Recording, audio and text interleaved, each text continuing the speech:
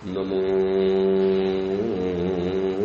હરિયંતાણમ, નમો સિદ્ધાણમ, નમો આયર્યાણમ, નમો વજ્જાયાણમ, નમો લોહે સૌવસાવણમ, એસો પંચ નમોકારો સૌવ પાવપણાસણો, મંગલાણં ચ સૌવેસી બળમમ વૈ મંગલમ,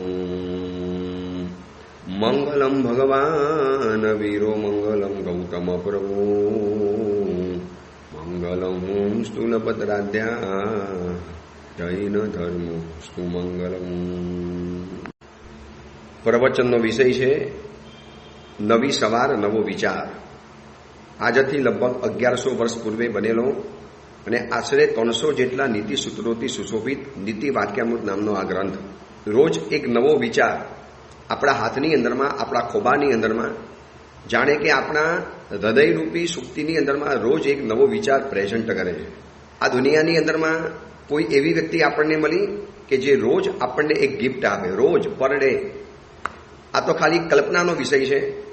બાકી તો કદાચ આવી વ્યક્તિ બહુ ઓછી જોવા માટે મળે. બર્થડેનો દિવસ આવ્યો, કોઈ વિશિષ્ટ તપસ્યા કરી, અથવા તો કોઈ વિશિષ્ટ એવું થયું હોય અને ગિફ્ટ આપે, એ વાત અલગ છે. પરંતુ રોજ નિષ્કારણ, કોઈ પણ કારણ ન હોય, કોઈ પણ સંબંધ ન હોય, કોઈ પણ રિલેશન ન હોય, કોઈ પણ ઓળખાણ ન હોય, કોઈ પણ પહેચાન ન હોય, એની એ વ્યક્તિની આપણી સાથે કોઈ કહેતા કોઈ કનેક્શન ન હોય, છતાં એ વ્યક્તિ 12 મહિના આપણા ઘરની અંદરમાં એક ભેટ મોકલાવે, એક બુકે મોકલાવે, અથવા તો કોઈક એવી નાની મોટી ગિફ્ટ મોકલાવે છે. આ જન્મની અંદરમાં આવી કોઈ વ્યક્તિ મળી મને અને તમને. મને પણ આ સુધીની અંદરમાં કોઈ એવો ભક્ત નથી મળ્યો, કોઈ એવા સાવક સાવિકા નથી મળ્યા, અથવા તો હું પણ મારા ગુરુને એવી કોઈ ભેટ નહોતો આપતો. છતાં પણ આપણે એવી ઈચ્છા રાખીએ કે આવી કોઈ વ્યક્તિ મળી જાય તો કાશ કેટલો બધો આનંદ થાય. આ મહાત્મા, એમની અને આપણી તો કોઈ ઓળખાણ નથી, એમનો અને આપણો કોઈ અત્યારે સંબંધ પણ નથી. એ થયા છે 1000 વર્ષ પહેલા, 1100 વર્ષ પહેલા થઈ ગયેલા આ મહાત્મા સોમદેવ સુરીશ્વરજી મહારાજ, અને આપણે થયા 1100 વર્ષ પછી. ક્યાં એમને આપણી ઓળખાણ? શું એમને આપણી ઓળખાણ કામ પર લાગવાની? આપણે અત્યારે એમને કામ પર શું લાગવાનું? છતાં પણ એ મહાત્માના હૃદયની અંદરમાં જે વિચારો સ્ફુર્યા, જે નીતિ વાક્ય એમના હૃદયની અંદરમાં જે ઉત્પન્ન થયા, સેંકડો ગ્રંથોનું અધ્યયન કર્યા પછી આ એક આટલા નાના વાક્યની અંદરમાં એટલો બધો ભંડાર ભરેલો છે કે આટલા નાના વાક્યની અંદરમાં આટલી બધી સાર સંગ્રહવા માટે એમને કેટલી બધી અભ્યાસની લગ્ની કરી હશે, કેટલો બધો તીવ્ર અભ્યાસ દિલ લગાવીને કર્યો હશે કે કદાચ 10 શ્લોક કે એક આખો શ્લોક જે ન કહી શકે એ જ વાત આટલા એક નાનકડા સૂત્રની અંદરમાં, મારા હિસાબે 20-25 શબ્દથી વધારે સૂત્ર એક પણ નથી, 20 પણ વધીને કહું છું. તો આવા સૂત્રો, આવું ચિંતન, આવું જ્ઞાન, આવું તત્વજ્ઞાન, આવા નીતિ વાક્યો એ આપણને રોજ સવારના પોરની અંદરમાં ભેટ પહોંચાડે છે. સવાર પડે અને એક ઓડિયો પ્રવચન દ્વારા આ એક વિચારની ભેટ આપણા ઘરની અંદરમાં આવી જાય. હું પણ આ પુસ્તક ખોલું અને મને પણ એક નવો વિચાર રોજ જાણવા માટે મળે. અને આ સમયની અંદરમાં વિચારોની ખૂબ જરૂરિયાત છે. જ્યારે સ્કૂલનું શિક્ષણ અથવા તો શૈક્ષણિક સંસ્થાઓ બાળકોને લગભગ વિચાર બીજ નાખવાની અંદરમાં પાછા પડી ગયા છે. કોઈ વિચાર બીજ નાખી જ નથી શક્યા કે આ દેશનું શું થવાનું, મારા પરિવારનું શું થવાનું, મારા માતા પિતાનું શું, મારા ધર્મનું શું, મારા શાસનનું શું, મારા સંઘનું શું, છેવટે મારું પોતાનું શું, આ પણ વિચારવાનું લગભગ વાત ચાલી ગઈ.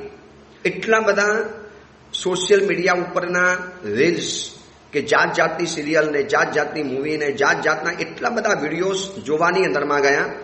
આખી દુનિયાની રીલ્સ જોવાની અંદરમાં પોતાએ શું કરવાનું છે એ લગભગ ભૂલી ગયો છે. વિચારહીન આખું જગત દેખાય છે, સાક્ષાત પૃચ્છ વિષાણહીન. એમ લાગે કે વિચાર વગરનો એક માનવ પશુ બનીને નીકળ્યો છે. જેને પણ પૂછો ને કે ભાઈ તમે શું વિચાર્યું, તો કે મારે શું વિચારવાનું, એ તો રાજકારણીઓ જાણે દેશનું શું કરવાનું. કેમ 18 વર્ષની ઉંમરની અંદરમાં ભગતસિંહ, ચંદ્રશેખર આઝાદ, સુભાષચંદ્ર બોઝ કે આ બધા જેટલા પણ એ સમયની અંદરમાં સ્વાતંત્ર્યના સેનાનીઓ હતા, આઝાદીના લડવૈયાઓ હતા, શું કોઈ એમને સમજાવવા માટે ગયા હતા? 18-19 વર્ષની ઉંમરની અંદરમાં ઝાંસીની લક્ષ્મીબાઈ જે દેશ માટે કૂદી પડી યુદ્ધ કરવાની અંદરમાં, કોણ સમજાવવા ગયું હતું? એક કાલનું શિક્ષણ જ એવું હતું, એક કાળની પરંપરા એવી હતી, એક કાળની પાઠશાલાઓ જેવી હતી કે જેની અંદરમાં આવું શિક્ષણ અપાતું હતું. આવી વિચારોનો બીજ એના મગજની અંદરમાં નાખવામાં આવતું હતું. આજે આખું જગત જોવા માટે જાઓ ને તો વિચારહીન છે, ટોટલી વિચારહીન. કેટલાય છોકરા છોકરીઓ આવે, કેટલાય નાનકડા બાલક બાલિકાઓ આવે, મોટી ઉંમરના પણ વ્યક્તિઓ આવે અને એમને પૂછીએ ને કે શું વિચાર્યું છે તમે આના માટે? સાહેબ કશું વિચાર નથી, અમને કોઈ આમાં સમજણ નથી પડતી. બસ એમને એમનો પોતાનો મોબાઈલ, પોતાનું ઘર, પોતાનો પરિવાર અને પોતાના આજુબાજુની અંદરમાં એનાથી આગળ શું થશે આ દેશનું, આ ભવિષ્યનું, આ પ્રજાનું, જે રીતે ટ્રેન્ડ ચાલ્યો છે એ રીતે શું થશે, આવો લગભગ વિચાર ખતમ થઈ ગયો. વિચારહીન દશાની અંદરમાં લગભગ માનવ પોતાની જિંદગી ગુજારી નાખે છે. ક્યારેક કોઈક પ્રવચનમાં આવે અથવા તો આવા કોઈક પ્રવચન સાંભળે ત્યારે હૃદયની અંદરમાં અલબ જલબ વિચારનો દીવો ઝબકી જાય, વળી પાછો થોડા સમયમાં શાંત પડી જાય. તો આ એ જમાનાની અંદરમાં, એ સમયની અંદરમાં, એવા વાતાવરણની અંદરમાં આપણને રોજ એક વિચાર આ મહાત્મા તરફથી, આ ગ્રંથ તરફથી, નીતિ વાક્યામૃત ગ્રંથ તરફથી આપણને ભેટ મળે છે. આજે આપણે એક નવો વિચાર વિચારવો છે. 78 નંબરનું સૂત્ર છે, 78 નંબરનું નીતિ વાક્ય છે, વિપદંતા ખલ મૈત્રી. વિપદંતા ખલ મૈત્રી મતલબ દુર્જનોની મૈત્રીના અંતે માત્ર ને માત્ર વિપત્તિ હોય છે. દુર્જનોની મૈત્રી વિપત્તિને નોતરનારી હોય છે, વિપત્તિને લાવનારી હોય છે. એવી કોઈ અયોગ્ય વ્યક્તિ, અસંસ્કારી વ્યક્તિ, દુષ્ટ વ્યક્તિ, દુર્જન વ્યક્તિ, અધમ વ્યક્તિ, અસભ્ય વ્યક્તિ, હલકી વાતો કરનારો વ્યક્તિ, જેનું એક પણ વર્તન સભ્ય ન ગણાતું હોય, એવી વ્યક્તિ સાથેનો કરેલો સંબંધ, મિત્રાચારી, દોસ્તી એ છેવટે વિપતને લાવનારી બને છે. વિપત એટલે જીવનની અંદરમાં કોઈ પણ આફત લઈ આવે, જીવનની અંદરમાં કોઈ પણ જાતની મુશ્કેલી પેદા કરે. આ તો કદાચ ભલે 1100 વર્ષ પહેલા લખેલી વાતો હોય, પણ આજના સમયની અંદરમાં પણ આ વાત કેટલી બધી ક્લિયર કટ જોવા માટે મળે છે, કેટલી બધી સ્પષ્ટ જોવા માટે મળે છે. કેટલીક એવી યુવાન કન્યાઓ કોલેજની અંદરમાં ભણતા હોય, યુવાન ઉંમરની અંદરમાં આવેગો પૂરબહારમાં ચાલતા હોય અને એવા સમયની અંદરમાં કોઈ ખોટી વ્યક્તિ સાથે થઈ ગયેલો સંબંધ, એ વખતે ખબર ના પડી હોય કે આ વ્યક્તિ અયોગ્ય છે.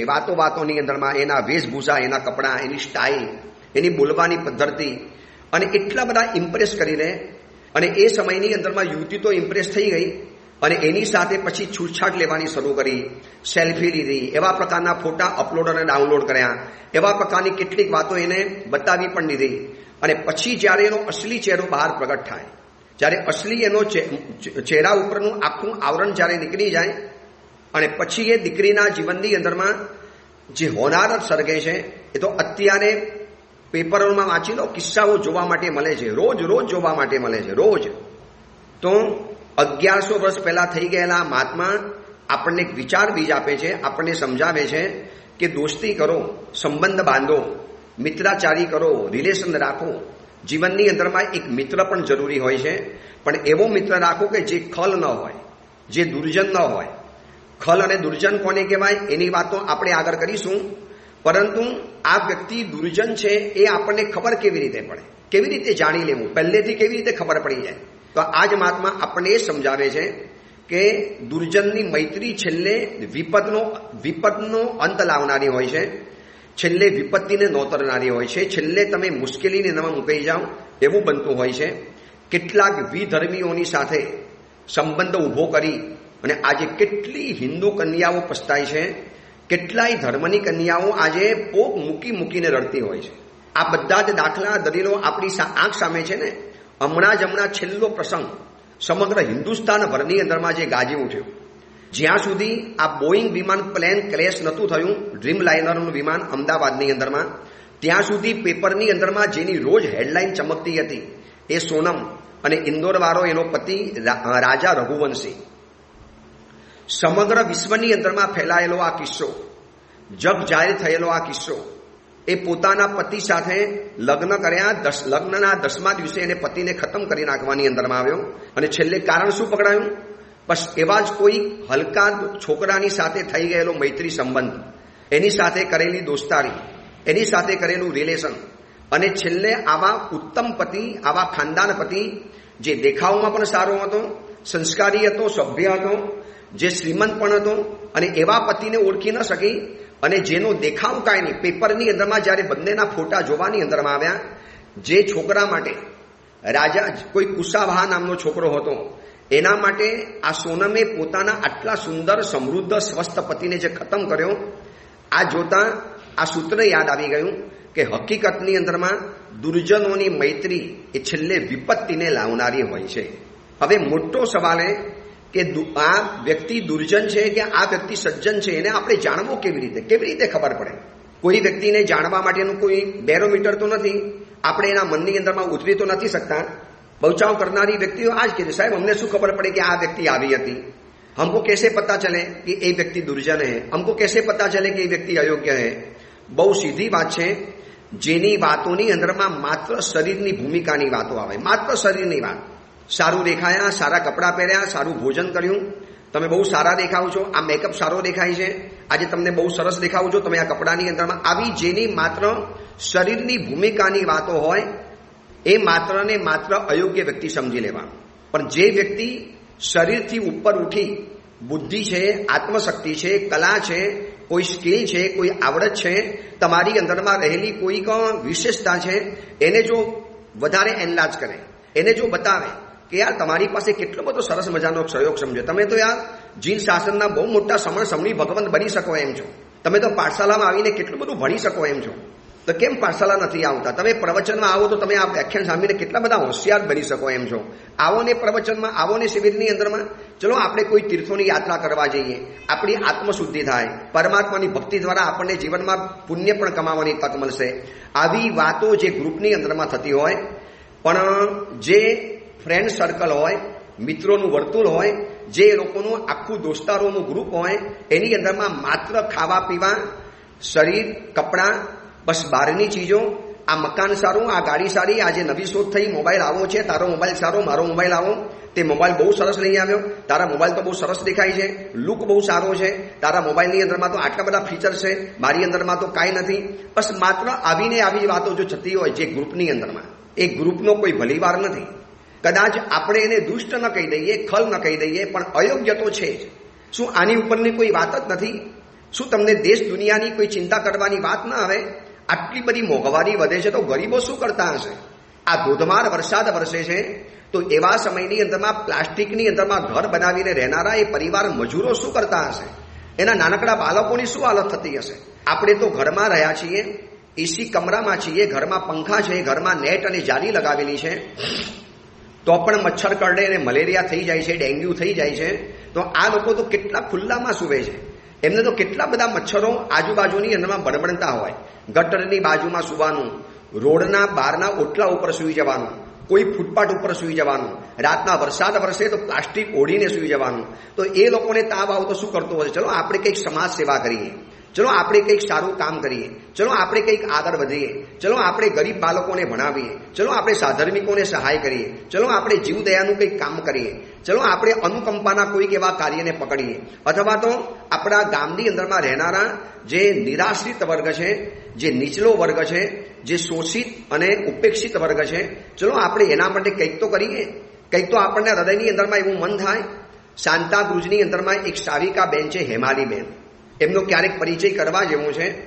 આ એમની પાસે એટલું બધું ધ્યેય છે, એટલું બધું એમની પાસે એક ઈચ્છા અને સંકલ્પ શક્તિ છે કે લોનાવાલાના આજુબાજુના એરિયાની અંદરમાં આદિવાસીના વિસ્તારમાં એટલું બધું કામ કરે, એટલું બધું કામ કરે, એટલું હૃદય એમનું મર્સીફુલ છે, એટલું હૃદયની અંદરમાં એમના હૃદયમાં દયાના ભાવના અને મોજાઓ ઉછળે છે. તો આ જીવન જીવ્યા કહેવાય. એમને એક આખું ગ્રુપ બનાવ્યું છે, એ આખા ગ્રુપ સાથે આવી રીતે જાય. મુંબઈની અંદરમાં આવી રીતે એક સુસાવિકા બેન છે, બીનાબેન. ગોવાલિયા ટેન્કની અંદરમાં એમના માતાજી છે ભારતીબેન, એમની દીકરી છે આ બીનાબેન. એમનું પણ આખું એક ગ્રુપ છે, એ ગ્રુપનું નામ હું ભૂલી ગયો. એ લોકો પણ આ ગ્રુપ દ્વારા એટલી બધી ભક્તિ કરે છે. ક્યારેક ક્યારેક મને કેવડાવે, ગુરુદેવ આટલું સુખડ ભેગું થયું છે, ક્યાં મોકલાવું? આટલા કપડાં ભેગા થયા છે, કોઈ સાધર્મિકોને મોકલવા છે. એટલા સારા, એટલા સુંદર અને એટલા ન્યૂ બ્રાન્ડ કપડાં હોય, એટલી બધી એસેસરીઝ હોય, એટલી બધી વસ્તુઓ હોય, એટલી બધી સામગ્રી હોય કે એક સાધર્મિકનું આખું આખું ઘર વસી જાય. એક સાધર્મિકને વર્ષ 2 વર્ષ આરામથી ચાલી જાય, નવા કપડાં ખરીદવા ન પડે.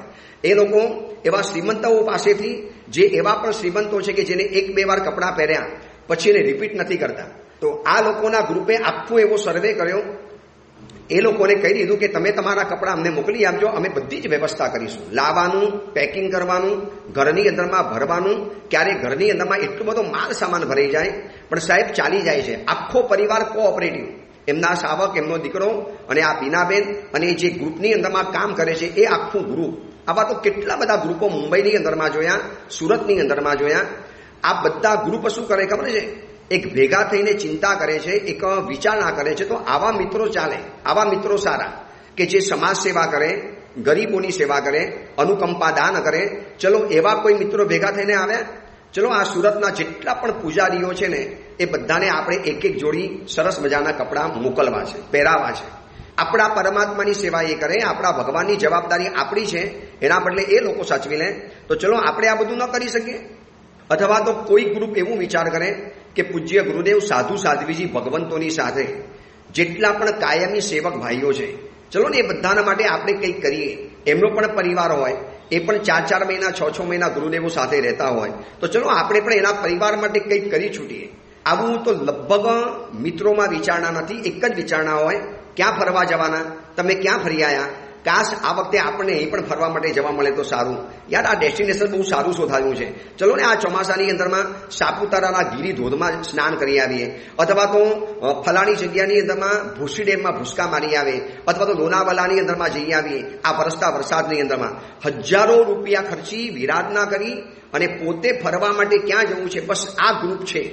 હમણાં હું સુરતની અંદરમાં આવ્યો, સુરતની અંદરમાં આવ્યા પછી તે સંઘોની અંદરમાં ગયો. 6 વર્ષથી છું, એટલે લગભગ બધા સંઘો ઓળખીતા હોય, લોકો જાણીતા હોય.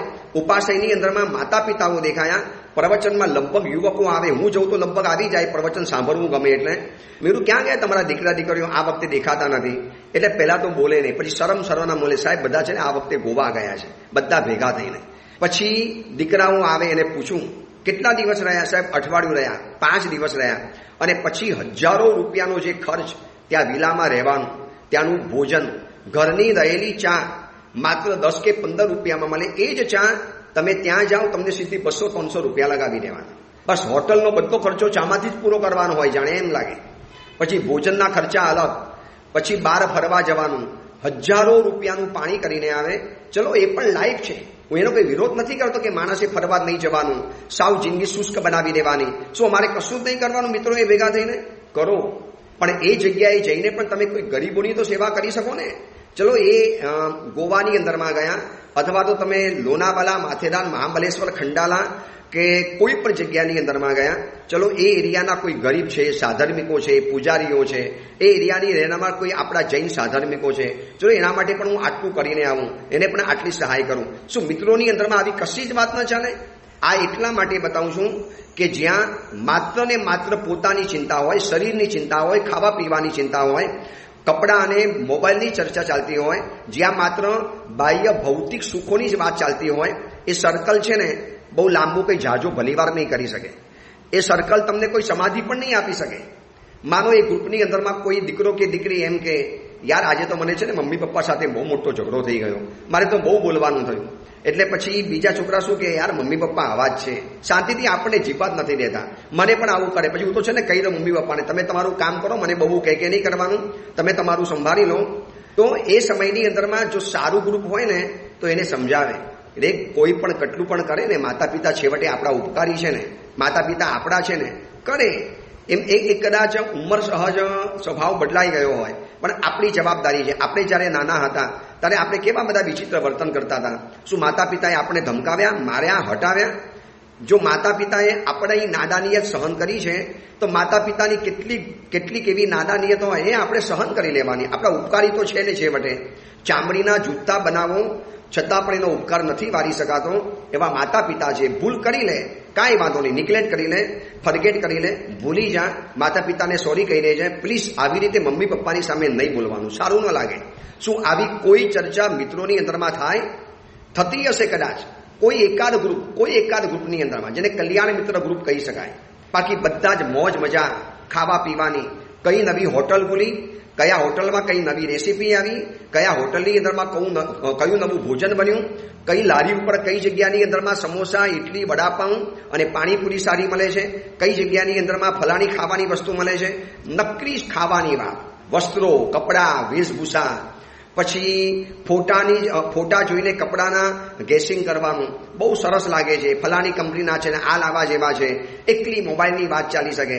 હું તો જેટલા ગ્રુપ જોઉં છું, અમે તો વિહાર કરીએ રસ્તાની અંદરમાં, કેટલાય ગ્રુપ રસ્તાની અંદરમાં જોવા માટે મળે. સાવ ફોગટની ચીજો ઉપર હસવાનું, કાંઈ હસવામાં ભલી વાર ન હોય. અમે એમ થાય કે આમાં હસવા જેવું શું હતું? આ ગ્રુપ આટલું બધું કેમ ઠઠ્ઠા મસ્કરી કરે છે, કેમ આટલું બધું હસે છે? કોઈ સિન્સિયર નહીં, કોઈ ગંભીરતા નહીં કે કેટલી મોટી જવાબદારી છે આ દેશની, પરિવારની, ધર્મની, શાસનની, સંઘની અને પોતાની. કેટલી મોટી જવાબદારી લઈને બેઠેલા છીએ, એવું કાંઈ પણ ન હોય. એટલે કયો મિત્ર સારો છે કે સજ્જન છે કે યોગ્ય છે કે દોસ્તારી કોની સાથે કરવી, ફ્રેન્ડશીપ કોની સાથે કરવી, રિલેશન કે મૈત્રી કોની સાથે કરવી, બસ એની સાથે કરો. જે તમને આવી બધી તો વાત કદાચ કરે સંસારમાં છે, એટલે સાથે સાથે એ પણ કરાવે. તમને આઈસ્ક્રીમ પણ ખવડાવે તો સાથે આંબીલ પણ કરાવે. તમને હોટલમાં પણ લઈ જાય તો ક્યારેક ક્યારેક આંબીલ સારામાં પણ લઈ જાય. તમને ક્યારેક એવી જગ્યામાં ફરવા માટે લઈ જાય, એવા ડેસ્ટિનેશન ઉપર, તો ક્યારેક રવિવારની શિબિરમાં પણ કે દોસ્ત આવવાનું છે રવિવારની શિબિરમાં. હવે ઘણા છોકરાઓ આવે ને શિબિરમાં, એટલે એને પૂછ્યું કેમ એકલા આવ્યા, કોઈ તમારું ગ્રુપ નથી? હવે ગ્રુપ તો બધાને હોય જ. મેં તમારું ગ્રુપ ક્યાં ગયું? ગ્રુપ વ્યાખ્યાનમાં નથી આવતા. સાહેબ કેટલાને કીધું, માનતા જ નથી, કશું માનવા તૈયાર નથી. હું સવારના પોરની અંદરમાં ચાલનારું આખું સુરતની અંદરમાં એક મોર્નિંગ વોક ગ્રુપ છે, મોર્નિંગ વોક. સવારના બધા જ મિત્રો ભેગા થઈને ચાલે, અને બધાની ઉંમર 35 વર્ષથી બહુ તો 40-42 વર્ષની ઉંમરના આખું ગ્રુપ. એવા ગ્રુપને ઓળખું છું સુરતની અંદરમાં.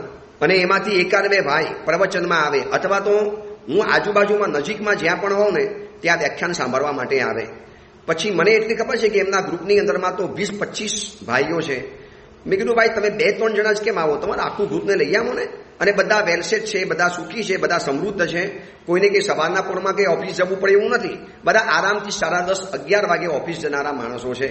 એમને કહું ભાઈ તમારું ગ્રુપ આખું લઈ આવો, મજા આવે, તમને મજા આવે, મને મજા આવે. સાહેબ કેટલાને કીધું, માનતા જ નથી. એ કે તુમારા કામ હે તુમ જાઓ, એ હમારા કામ નહીં. બોલો, મોર્નિંગ વોકમાં સાથે ફરવાનું કામ તમારું. ત્યાં મોર્નિંગ વોક પત્યા પછી ઊભા વડાપાઉં અને પાણીપુરી અને લોચો બધો ખાવાનું કામ તમારું. અને મિત્ર એમ કહે છે, સાચો મિત્ર, ચલને પ્રવચનમાં હું જોઉં છું, યાર આવને મારી સાથે સાથે ભેગું કામ પતી જશે. નહીં, એક કામ તમારું છે, મારું કામ નથી. હજી મને ગઈકાલની વાત કરું, નવસારીથી એક શ્રાવક સુરતની અંદરમાં રહેવા માટે આવેલા છે. નવસારીમાં ગયો તો ત્યારે મને પરિચયમાં હતા, વર્ષિતા વગેરે કરાવ્યો. પછી અહીંયા રહેવા માટે આવ્યા આ વેસુ એરિયાની અંદરમાં. એટલે પ્રવચનમાં રોજ આવે. મેં કીધું, અને એ ભાઈ એટલા બધા પ્રવચનના જિજ્ઞાસુ, એટલા બધા પ્રવચનના ચાહક છે કે પ્રવચન બધા મહાત્માઓના લખે. છેલ્લા એક કાગળમાં બધી શંકાઓ લખે, પ્રવચન સાંભળતા જે ઊભી થઈ હોય, અને પ્રવચન પત્યા પછી મહાત્માની પાસે આવે અને એમને એ શંકાઓ પૂછે. એટલે હું પૂછું, ભાઈ તમારી બિલ્ડિંગમાંથી બધાને લઈ આવો ને. સાહેબ મારી બિલ્ડિંગની અંદરમાં નહીં, નવસારીના 15થી 20 ઘરો મારી બિલ્ડિંગની અંદરમાં આવેલા છે. બધા અમે ત્યાં સાથે રહેતા હતા, અહીંયા પણ સાથે રહેવા માટે આવ્યા. અને એ બધાને હું કહું છું, સાહેબ હું જ્યારે વ્યાખ્યાનમાં આવવા માટે નીકળું ને ત્યારે બધા ઓટલા ઉપર સાવ નવરા ધૂપ બેઠેલા હોય. અમારી બિલ્ડિંગના જે બહાર બાલ્કની જેવું બનાવેલું હોય બેસવા માટેની જે જગ્યા, હું કહું આવો પ્રવચનમાં. સાહેબ એ લોકોનો એક જ જવાબ હોય, એ તમારું કામ છે ભાઈ, તમે જાઓ, અમારું આમાં કામ નહીં, એ આપકો દિયા, આપકા કામ. એટલે પ્રવચન સાંભળવું પણ કોકનું કામ હોય, બધાનું કામ ન હોય. આ સાંભળેલી જીનવાણી, સાંભળેલા 2 શબ્દો કેવા મગજની અંદરમાં ઉતરે. આ કુંવલીમાલા ગ્રંથ આપણો જે પરિપૂર્ણ થયો, 7 થી 8 મહિના જે પ્રવચન ચાલ્યા કુંવલીમાલાના, કેટલા બધા લોકોના હજી પણ અભિપ્રાય આવતા જાય, એટલા બધા લોકોના હૃદયના આનંદ વચનો સાંભળવા માટે મળે છે. તમને કહું, આ સાંભળ્યા પછી પ્રવચન આપવાનો થાક ઉતરી જાય. વિહારમાં એવી કન્ડિશનોમાં પ્રવચન કરેલા હતા કે ચલો હજારો લોકો પ્રવચન સાંભળે છે, એનું પ્રવચન અટકે નહીં માટે. અને ત્યારે એમ થાય કે આ જવા દો ને, આજે નહીં આપવું તો ચાલશે, થોડું અઠવાડિયું બંધ રાખી લે તો ચાલશે, એવું તો પછી રોજ બંધ રહે. એટલે ગમે તેમ કરીને મથામણ કરીને પ્રવચન આપી દેતો હતો. તો આ બધો છે ને એ થાક આવું સાંભળ્યા પછી ઉતરી જાય કે લોકોના હૃદયની અંદરમાં કેટલા બધા સંવેદનો પેદા થયા, કેટલી સરગમ પેદા થઈ, કેટલા હૃદયની અંદરમાં અનુભૂતિઓ પેદા થઈ. તો આવા પ્રવચનની અંદરમાં આવ્યા પછી, આ જીનવાણી સાંભળ્યા પછી કેટલી બધી માનસિક સમાધિ મળે. આ દુષમ સમય, અપાત્ર જીવોની વચમાં રહેવાનું, આપણું પુણ્ય અધૂરું, લોકોની પાત્રતા પણ અડધી. અને એ સમયની અંદરમાં ઘરમાં રહેલા સંકલેશ, ઉપાધિ, ઘરમાં રહેલા રગડા ઝઘડા, આ બધાની અંદરમાં મન જે ઊંચું થઈ ગયું હોય, ખાટું થઈ ગયું હોય, એમ થાય કે મરી જઈએ, જિંદગી ટૂંકાવી દઈએ, અને એવા સમયમાં પ્રવચનમાં આવીને બેસો તો કેવી પરમ શાંતિનો અનુભવ થાય. એટલે મહાત્મા એમ કહે છે કે એવા મિત્ર પકડો કે જેના કારણે તમને છેલ્લે જીવનમાં વિપત્તિમાં ન મુકાવવું પડે, સંકટમાં ન મુકાવવું પડે.